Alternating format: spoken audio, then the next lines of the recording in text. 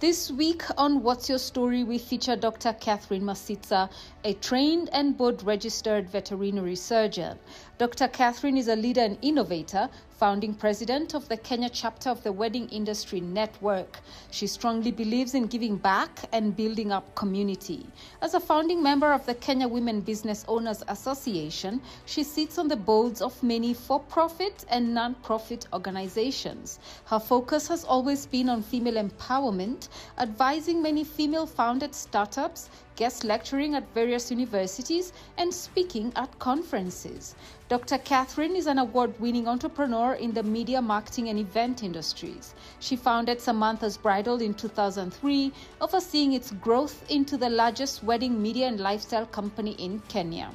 This company helps bridal and events professionals, retailers, and the hospitality industry leverage the $400 billion wedding industry, providing a multi-platform resource that guides and celebrates couples through transformative life stages. On What's Your Story? Everyone has a story. Welcome to tonight's edition of What's Your Story? My name is Catherine Mwangi. Privileged that you made time midweek to yet again be inspired, empowered, and definitely elevated. The lady guest I have on today is no stranger, especially if you live in this continent of Africa. Yes, her name, her fame is continent-wide.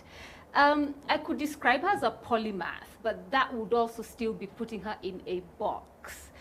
Because she has evolved over time in different industries through different seasons. She's a creator, an educator, a mother, a wife. I just learned she renewed her vows, 21 years, married to the love of her life. But of course, you know, she will let us know more about it. She is synonymous with luxurious weddings in this country. We know her as the founder, creator, president of Samantha's Bridal. We shall get to know more about her because it's layers and layers and layers. Dr. Catherine Masitsa. Like an onion, right? Ooh, like an onion, girl, like an onion. You look so good. I already said that to you. Thank you, you too. I'm so glad we finally did this. Yes. People should know it's been a long time coming. Yes. But finally, like you said, God's timing is the best. Yes. I mean, who are you? You know, the one thing about you is we sit like this, we feel, okay, so that's what she's doing now. And then 6 months later, oh, she's doing that too. Oh, she's doing that too. So in that way, you challenge, especially women, let me say, women who are starting out, women who have already achieved, you know, whatever it is they look out for, but you're constantly evolving. So where do we even start with your story? Well, we have to start somewhere. Yeah, yeah. You're a creator. Tell me where you want us to start. So what about we start with I say I'm on my 10th act. Ooh. So let's talk about my acts. Oh, I love that. So should we start with which one? I can just, actually I should name what I have done. Tell me. In the sense that, yeah, I'm a mother. Yes. To an 11-year-old. Her name is Andrea. Yes. I love it. I feel it's my biggest job, and being a wife to I have one husband. Okay. Wow, why did you emphasize the one husband? What's going on? Because if Millie Adhiambo can have her way, at this rate we can even marry, we can choose to marry 5. But I choose, you chose one. Mm-hmm. Yes, and recently, yes, actually we celebrated 28 years of friendship. Oh. Out of those 28 years, we've been married 7 years. No, not 7, 21 years. Yes. We got married in 2003. You came to feature our house in Kitisuru, you remember? Yes. Yeah. So I consider that as my biggest calling, my biggest job. Yes. Because I believe so that part of the reason I actually got into business was that I needed financial freedom, but also personal freedom to be creative, but also to find time to spend with my family and practice my faith. That was a very important reason why I actually got into business. I love that. So now, meaning I was doing other things. Yes. So first of all, I'm board registered. It's very important. Veterinary surgeon. Yes. People think so that I maybe PhD, what. I don't mind PhD, but people need to know that I actually am a veterinary surgeon. Okay. After that, I've been a pharmaceutical pharmaceutical representative for the pharmaceutical giant Pfizer. Yes. And I did quite a bit of work there. Yes. During that time, I actually got an MBA, a Master's in Business Administration from Nairobi University. After that, I got into the development work. Okay. I worked as a rural development expert at the European Union. So I seconded the rural development advisor from the EU. So there's usually how it's graded, there's the head of delegation, and then there's the advisors, the technical advisors. Then I was just below him. So I know a lot. I privatized the veterinary practice in this country. I was in charge of research. I can tell you a lot about that. I did a lot of work with fisheries, a lot of work with infectious diseases, abattoirs. So that was my third act with the rural development. After that, I got into business. I became a publisher. Yeah. Oh. Yeah. So I published Nairobi's Entertainment Guide, Going Out magazine. You remember those days? Yes, I remember Going Out. I used to be a permanent fixture in the past. Goodness. So there is my publishing part. And then obviously I became, after that we got married, and then I became a lifestyle connoisseur with Samantha's Bridal. But still being a publisher. Right. And then I became a producer. Creating content. Yes, a producer. I'm one of the first people to produce reality shows. And our shows are unforgettable because the wedding was just the background. And we told stories, lifestyle stories about Kenya, and the wedding was part of the background. Yes. And then after that, I became an educator. I do have a school, a creative school. Okay. Where we help people if they want to get into the creative industry, and we help them in that way. Yes. And then after that, I became, what do we call, a winemaker. Voila. Yes, I became a winemaker. Yes. But through that, I also did, I did some courses. I did Women Corporate Directors Program. This is a course that prepares women to actually sit on boards. Okay. So I've done that. So I sit on a couple of boards.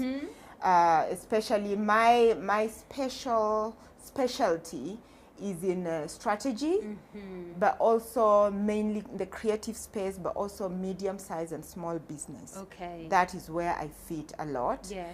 And then I've also done Honor Managers Program, which is like an MBA, but for business people. At Strathmore, and I'm also a Stanford Seed alumnus. Yes. So these are some of the things that helped me to that. And then I became a reality star. That is my 10th act. You forget, there's an 11th one. Which is the 11th one is the wife. I started with it. There's then a 12th one. No. I'm on my 10th act. What about the matchmaker? Oh, yes. I tell you, yes. But because it's I'm a matchmaker also. But it's something I've always done and never actually considered it like an act. Yeah. But an act like... Because you're good at it. Yes, I'm very good. I've match-made quite a number of people in this town. And I realized my talent in my very early 20s. I had not even met my husband. And I match-made people. And I see that one and that one. You two can be good together. And the children are grown. They even have children. Now, I'll tell you why I went there. Because when I first met Dr. Catherine, it was the first time, first. And the first thing you asked, and I was just, just young producer at Nation. And you said to me, so, are you dating? And I'm like, your guts. And I just ignore that. Fast forward to when I joined KTN, and you came and said, so, are you married? Are you seeing anyone? And I'm like, what's with this woman and my love life? And I just said, yeah. So, are you enjoying yourself? Now you need to start getting babies. And I'm like, oh my God. Yeah. It's okay. One of the things I do believe is that as women, we are doing it all at once, and we should just be comfortable and talk about our stage in life as we are, and without feeling being judged. Yes.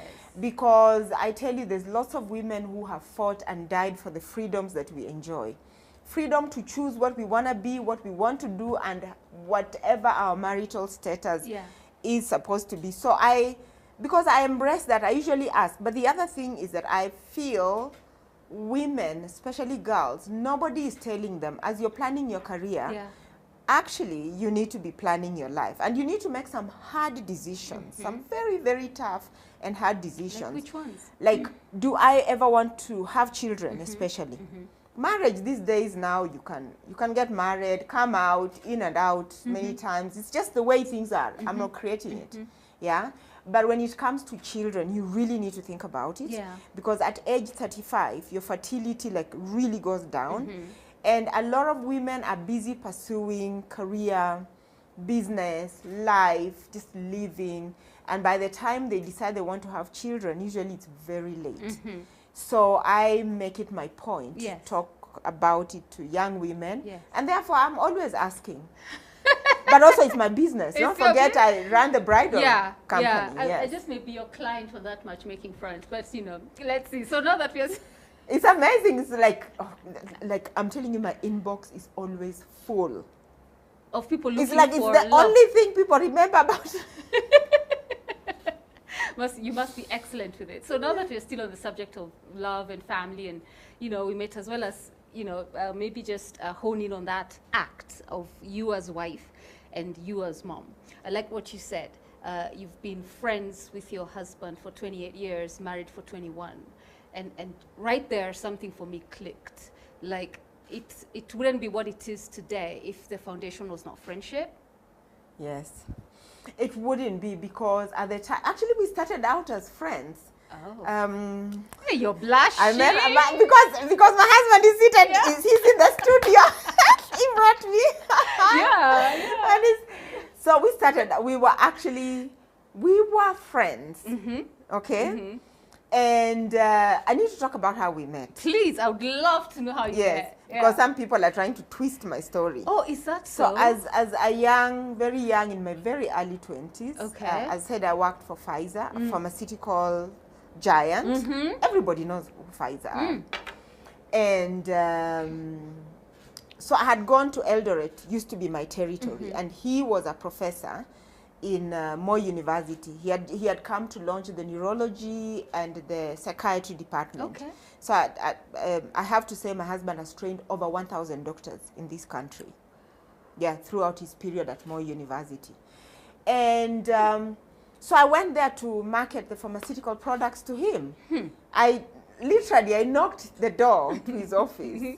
And here we are, 28 years later. So did he buy the products, or he just like...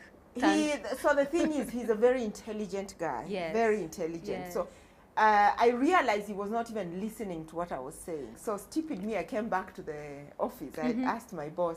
And so I told him, you know, I've met this professor. He's not listening. And imagine, so he tells me that, so have you reviewed this clinical paper and this clinical paper? So he armed me again. I went with this new clinical paper. Like, have you seen, Prof? Have you seen this paper? Our medicine is doing better. He said, I've even seen that one. I've seen that one. And it's like, are you always very busy? But you see, at that time, we had been trained on how to entertain your clients without being cheap. It was a time when women were not being employed, and it was frowned upon. It was a beautiful world. Like, how can you go on a date with your client? Oh my God. Remember that time I was planning to become the CEO at Pfizer. I was all the way. Ambitious. That's why I even did the MBA. Like, I was going to become the CEO. That was the goal. So he asked that, you know, if he could take me out to dinner. I said, fine. Then I said, on condition that I pay for it. You see, if you're a lady and a man asks you out for dinner, if it's professional, make sure you pay for it. Why? Because if he pays for it, then you owe him. Oh. If you pay for it and it's professional, it remains professional. Okay. It is extremely important. Okay. That because in this day and time, you will always entertain. I had a company car, the company, like, it was beautiful to work for that company. Yes. And so I paid for it because I need completely professional. Professional. Yeah, but anyway, it's a long story. So you know, one thing led to the other. To the other proposal. He proposed after 2 weeks. I said, wait a minute. 2 weeks he proposed, yes. Woo! But here we are. It took him 7 years. So the advice to the men is that don't propose too quick. Because I was like, wait a minute, stand there, stand there, like, simama hapo. What are you hiding? So I had to go to his country. Do you even come from people? Do you have parents? Like, are you someone? Yeah. Whether he comes from people. Yeah. Now, yeah, it's a very lawyer expression. It's a very lawyer profession. Do you come from people? Like, kwani kuna watu. Yeah, yeah. There's a way the lawyers put it. Which is how? Unaenda band about Urulamu. Urulam band. Like, are you, yeah. Okay. I need to see your people. Right. Yeah. Yeah. And, you know, those are some of the values that, you know, I think are getting eroded in this day and age where you meet somebody, obviously fall in love, and then, you know, you do whatever it is you do, and your parents come to get to know that later. So it's refreshing to hear that you're very traditional in that sense. And you know, these traditions serve a purpose. Yes. They really serve a purpose. So sometimes I've been known even on national TV to say that, what are you doing marrying a guy who is poor? You know, is he heading somewhere? Let people, I'm one of the women who has advised girls, let them call you a gold digger and let your son marry a gold digger. Then he will work hard. He will work hard to actually fulfill that. You see, because traditionally, yes. What do you think was the essence of dowry? Those are safeguards. Yes. They're safeguards put in to ensure that, can you look after our girl? Yes. You understand? Yes, yes. But even, it doesn't mean it's just only the girl. Even the people from the boys' side would send somebody to go and check if this girl is from people. Yes. Like, what kind of people? Yeah. Because these things have consequences, and because these traditions are eroded, we think we know better, and we find ourselves now, by the time you're thinking, my papa knew better, my mama knew better, you have a child already telling you, you don't know what you're doing. Yeah. Yeah, it's too late. Okay, so 21 years, renewed your vows recently. What would you say has been the key to the stability of your marriage, especially in hard seasons? Look, I was a girl who was always getting married. There was someone marrying me. I need to say that. Like, there was always somebody marrying me. Right. And even when he got me, I wasn't single. I was even engaged. I was getting married to somebody else. I was just one of, you know, those girls who are always going to get married and there's someone marrying them? Yeah. It was you. It was me. So I wasn't running short of people to get married to. And at that point, when I needed to make a decision, so who of these? Icky, pinky, ponky. Girls are always doing that. Literally, like, yeah. So I thought about it. Because I know that when it comes to resources, they come and go. Yeah. You understand? Yes. Money comes and goes. Right. But I just need to know you're heading in the right direction. So I asked, who of these people would I like to be stuck with on an island? If money was not a factor, who of these people? And he was my best friend. Because we can talk hours on end, and it has really helped us because we've gone through challenging seasons, and at the end of the day, our friendship always brings us together. Yeah. Like, problems will never really separate us. Yeah. No, they will never really separate. For a lot of people, because their friendship or their relationship was based on, so what can you give me? What can I get from you? Transactional. It's very transactional. Yeah. they don't have that other glue that puts them together, you find that this is the time when the relationships break. Yeah. But also, I must say, the other thing is that we are very honest with each other. Very, very honest.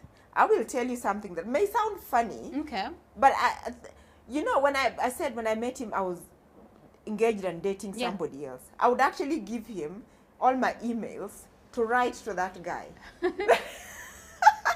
He's a strong one. Like, yeah, so write for me this email and this email. Then he'd write and write and then put an abuse there in his language. So one day this guy asked, what is this? What is this down here? And he went to check. And it said, go to hell. Oh my goodness. He said, go to hell. Yeah. So what am I saying? Yeah. We were true friends and we were honest with each other. I have never lied to my husband. Neither has he. There is, I can't say there's any single day that I don't know where he is. You know, there are women in this town who, they don't even know where their husbands are. They have an agreement. For as long as you're at home at 7 a.m. before the children wake up. Do you know that? Do you know their relationships like that? I know that. Yeah, so I must say, we don't lie to each other. We are, like, it's the code that we don't break. We do not lie. We don't lie to each other. We are brutally honest. Yes. With one another. So, you know, it's things like those that break relationships. Yes. That you're not honest with each other, and then I find out, and then the trust is lost, and then... It's messy. It's just messy. So we'll need to take a short break so we can hydrate on water, not the wine, still on watershed over here. We come back, and yes, we'll go there to her role, her latest act as a reality star. First season in Kenya, not season, but the title of the show, Real Housewives of Nairobi, The Real Housewives of Nairobi. So she's a cast member there. I remember Gladys, you remember Gladys, our former colleague, and she, when you got on, she said, guess who's on the show now? I said, who? Dr.C. Oh, but that was my reaction. But you have always believed in me. So when I heard that you were on that program, I said, oh, a real one just joined them. A real one, you know, authentic. I will tell you as it is, and it will be honest, and do whatever it is you want to do with that. So, you know, and we've seen that in at least a couple of episodes I've tuned into. So I'm coming back to that act after the break, right? You okay with that? Yeah. Okay, of course. I mean, Dr.C is okay with that. So after the break, we go to that act of her as a reality star in this phenomenal reality show. I think it's even Kenya's biggest reality show as at this point in time. And she's a cast member there. So we get to know more of that and a lot more after the break. So your role as reality star. I have a beautiful home. Yeah. And I'm like, wow, I could be one of those people. But I'm also a maximalist. I'm an extrovert. So I don't hide anything. I'm like, mtajuaje mimi naishi hivi. So when... you manifested the role. I manifested.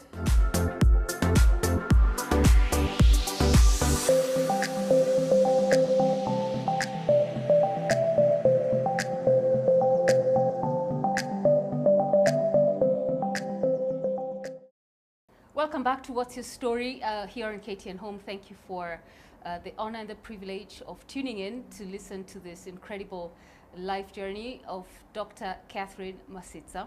We have established, just in case you're joining us now, her love life and how she always had men, you know, she just needed to picky ponky, choose who to marry.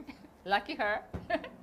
But over and above that, and this is something I have to give credit where it's due, because you see, people will see you on television doing many things. Now your latest act is as a reality star, but it's very easy to say, oh, she's so flamboyant. Oh, she's wealthy, she's this, and assume. And that happens a lot. I've never understood in this part of the world where it's either it cannot be your money, or it's you have shady dealings. But the background you gave us in part one of the show, where you are highly educated, You have held incredibly high positions.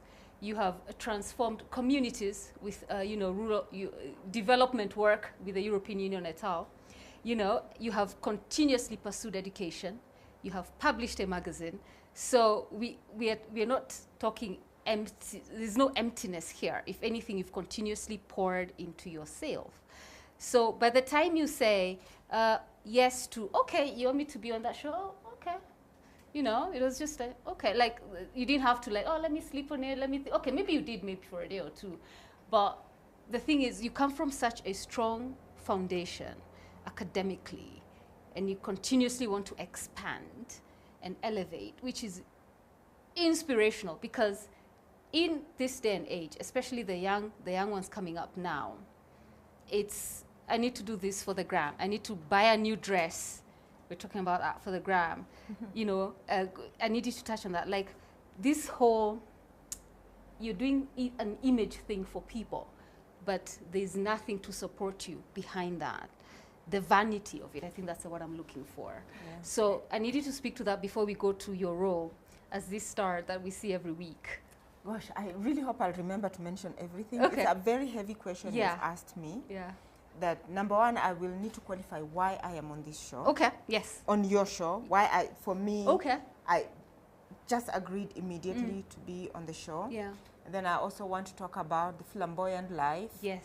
And this gram thing and the reasons why we need to be real. Yes. So one of the things I need to mention is that I was brought up in the village, literally, by a single father. So my playground was Kakamega Forest, which is one of the last tropical forests that are there. And I find that I was so privileged. When I look at it now, I was running around, herding animals, climbing trees. Like, it was such a privilege because that really shaped me in terms of the person I am today. And briefly, I was in school in Eldoret, but every time we closed school, I would be in the village. And then I finished part of my schooling in the village before I went to. So it means I have lived the life. I've seen my foundation is really the foundation of what is Kenya. Yeah? And I was always very rich in my mind. So one day I remember asking my stepmother, are we rich? Because my father was the strongest, richest person. Yeah. But when you're a child, you begin to realize, I have one pair of shoes. Yeah, they seem to be changing those shoes. How come? When you're a child and in your mind, you're just rich. Yeah. And so I have always grown up with that rich mentality. I am rich in my mind. And in everything I do, like, what do you mean? It took going to the university before I realized there are people who are better than me. Oh, I've been raised to know that I am the best they can ever be. Like, honestly, I don't even know. So why am I saying this? Yeah. I'm saying it because I saw the sacrifices my father made. And it would be an abuse on the sacrifices that he made for me to turn up looking any other way. To think myself poor or to turn up as a wannabe. So for me, I've always been passionate. I'm passionate about Africa. So much as I say this, I never inherited anything from my parents. Yeah. But I have worked very hard together with my husband. We've worked very hard. I didn't marry for money. We've worked very, very hard, and we have created wealth. Wealth from our professional work that we've done, wealth from the businesses that we've done, and we have built Kenya. I have employed people. We pay tax in this country. I have paid black tax, meaning I've educated so many people in my family and even in my village. I've educated a lot of people. And why is it important for me to say my story? It's because there's a lot of young people who just think, oh, you can go and bet and just win and become a millionaire. Like, just like that. Yeah. They want these quick fixes. But when I am on any platform, I will tell you everything. I will tell you my highs, I will tell you my lows. And it is important for people like us who have actually created wealth to actually tell our stories, our African stories, our successes, so that the young people watching us can see that it is possible.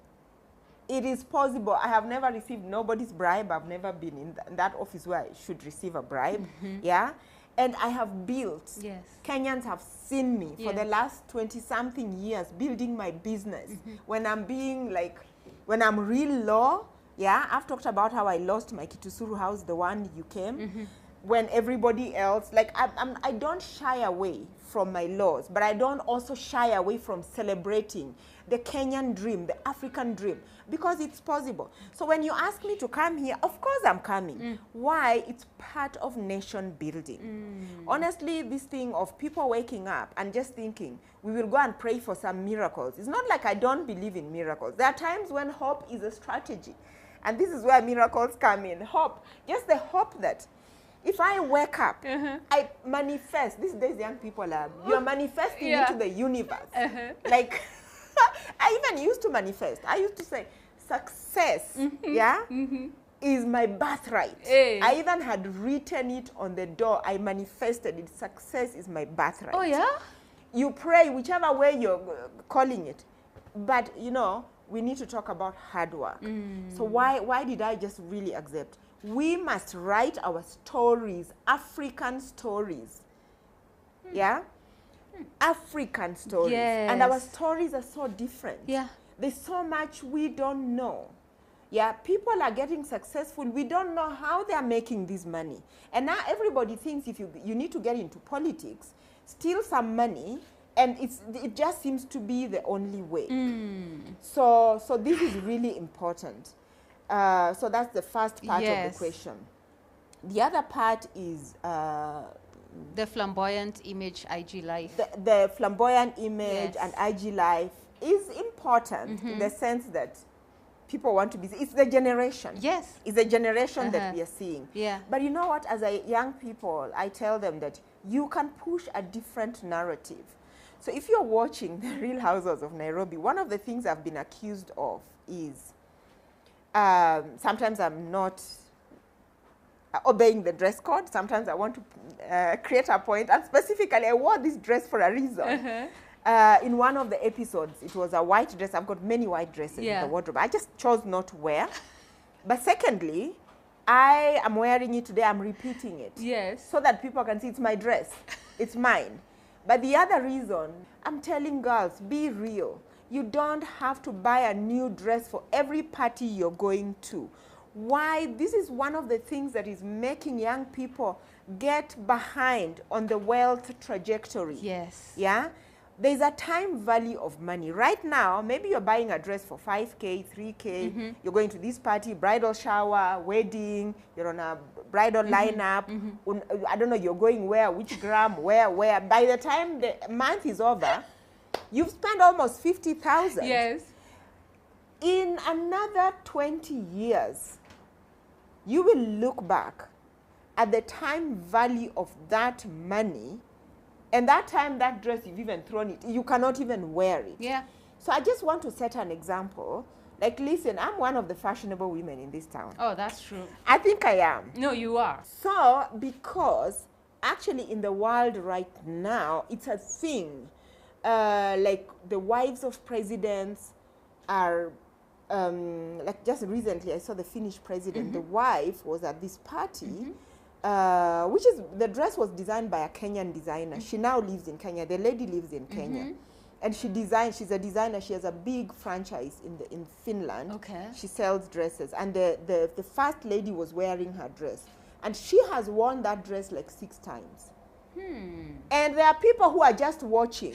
So if you're a celebrity, you are like holding high office, people are watching. How many times have you worn that dress and you're getting marks? Yeah. If you keep changing your dresses, you actually begin to lose votes, especially for politicians and all that. Fashion is the biggest contributor to climate change. Oh. Yes. And especially in Kenya here, we are the ones receiving all these mitumbas.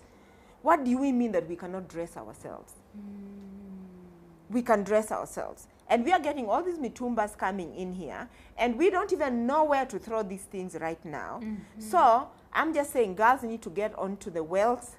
Knight Frank released the wealth report recently, and they said there's only $7,000 millionaires.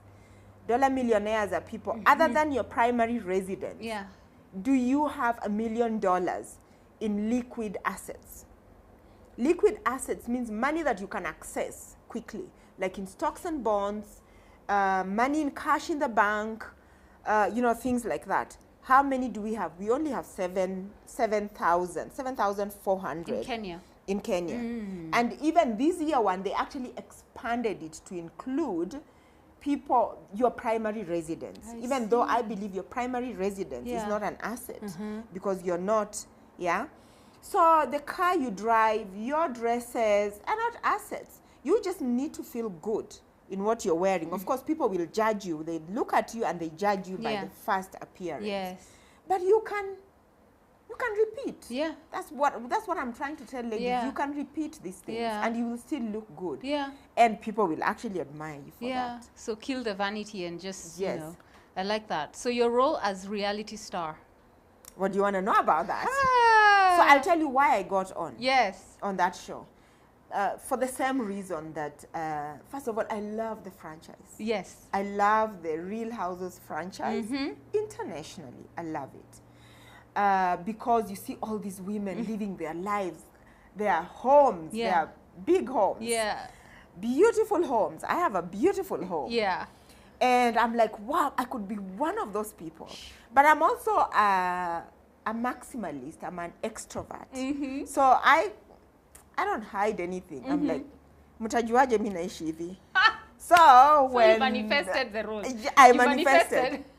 By the way, like So I used to watch Beverly Hills, and I'm like, why don't we have this thing here? And then one morning I woke up. You know those ones, you wake up at 3 o'clock and you see what? The Real Housewives, whatever is launching. Nairobi. And I'm thinking, what? How come they haven't spoken to me? And imagine the phone call came through. The same day? No, it just came through. Because I thought about it, a little later it came through. So, but it's basically the same thing. We must tell African stories. It's the same thing I tell the producers. I'm not going to, don't cast me as someone living in Beverly Hills. If you want to tell Africa, I believe I live a really good life here. One time I was in Europe and somebody tried to discriminate me, whatever. I told them, in my country, you can't even work for me in my house. You can't be a maid in my house. You don't qualify. I'm here in this country to spend money in your country. Don't think so that just because I'm from Africa, it means I'm here to, I'm an immigrant, whatever. No, we are not. We actually live really good lives there. So I believe I'm living a good life that can stand at any international stage. And I'm cool. I like that. And then because I was a winemaker, it was business unusual for me. One of the books that I read that changed my trajectory, how I looked at business, was Richard Branson's book on losing my virginity. Have you read it? Yes, his first book out, Yes, he has even written another one. Is it Gaining My Virginity or something like that? I think so, He's written a second version of it.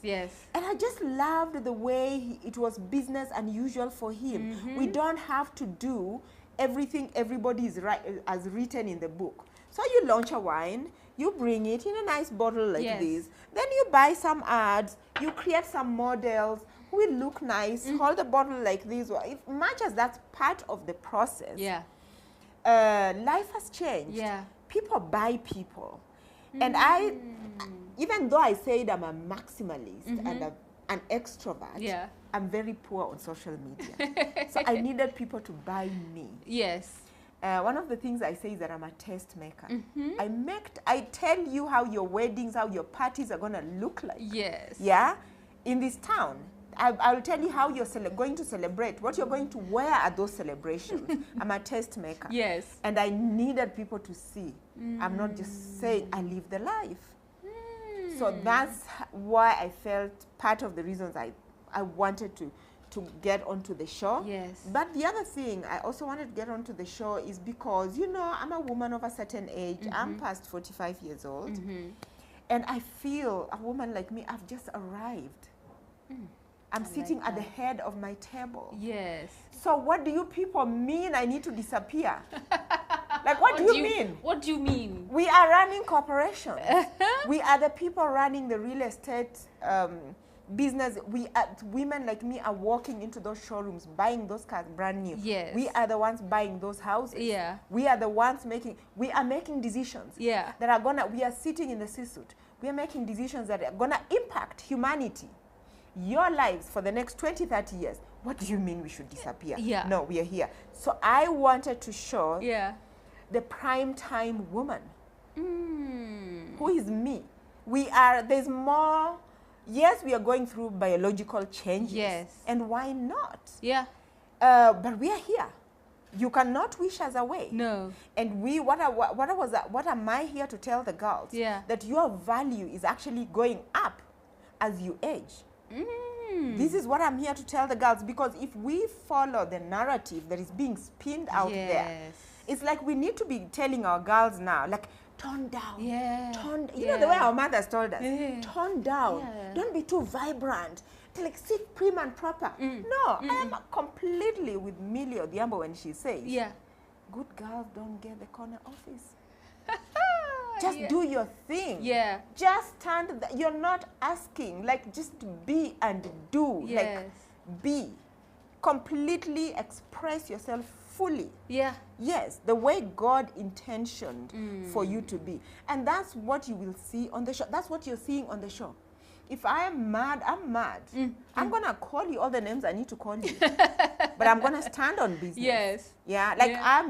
I am. So that is part of what I'm trying to say. Because women reach like an age like mine, and they just want to like become like shrink like a leaf and disappear because people have called them names. People want them to, like, I don't know, just being age shamed, body shamed, and they just disappear because they don't want to be associated with that drum. I'm saying no. You bring it on, I will just take you on. Bring it on, I'll take you on. And who said you need to disappear? You disappear on your terms, in your time. No, there are women who are actually disappearing because they just can't deal with, you know, in this world, the most criticized object in this world, and I call it object, is a woman's body. Yeah? If they're not age shaming you, they're talking about a part of your body, they're talking about, I don't know what, you will see even in industries, media included, where do women disappear to? True. I mean, even the media, like, where do women disappear to? You've seen it, and I say it again, look at Miss Kenya 1968. She was a very well-endowed woman. Now, I don't know at what time or part we started to push this narrative of these twiggy women, that is the fashion. Yet, Kenya is full of well-endowed women. Where did we want? You open any magazine, and to be fair, not just Kenyan media, all international magazines were full of all these people. And now, because everybody's broadcasting, we are like, people are busy shaking their bum-bums, and they are dressing to look in a certain way, and everybody's shocked. I'm just saying, like, actually, we all look like that. If we only dress our bodies like that. So what am I saying? I'm saying that people sometimes succumb to this. You find that women are they just want to disappear in their closet and just disappear. They disappear in politics, they disappear in the C-suite, they disappear in a lot of careers because they just don't want to be associated. That's part of the reason. They keep quiet because they've been abused. I'm here to say, even the women in the villages there, they're paying the price. There is just something called ageism and body shaming and all those things. Women are freezing away. Me, I'm just started. I'm just getting started. You're just getting started. Yes. You're getting started as we wind the show, but we have to come back next week because you're oozing life. And we who are 45, we are not planning to disappear, no. Are you 45 already? Yeah, I'm 45. I'm turning 46 in October. You're turning 46? Yes. Yes. See, now women like you can actually now honor. Yeah. In the past, I found that a lot of women would not dare even say their age. I don't understand it. I've always said my age, by the way. I'm very proud of first my age, maybe because of the battles I've been through. But also because people just fear being judged. But what I tell women, what is the alternative? It is 6 feet under. So why not just be happy? Yeah, because you will not bury us. Yes. So, Dr. C, we are having to wind this particular episode with the intention of continuing this next week. Are you okay with that? I'm okay. I have so much to ask you. So, but you're fine with that? Yes. So do you want to like say goodbye? You know you're a TV personality. So you can outro and tell people to join us next week and where to follow you. You know, you know how to do. What am I telling you? Viewers, we have just gotten started. I can't believe an hour is finished. And I hope you turn on next week. Yes. And especially the women on how to be more outrageous, how to get that corner office, how to just be you. And I'm going to be sharing more. Yeah, I love that. Yeah, so see you next week for some outrageousness. Yes, so for some outrageousness. Yes. And how to be a bad girl. A bad girl. According to me. How to get a corner office. Good stuff. You can wake up. You can lose that. I've lost. Yeah. In 2007, 2008, we started afresh. We like lost everything because of post-election violence. Yes. And we were starting afresh. And we didn't look back. It is what you choose to focus on.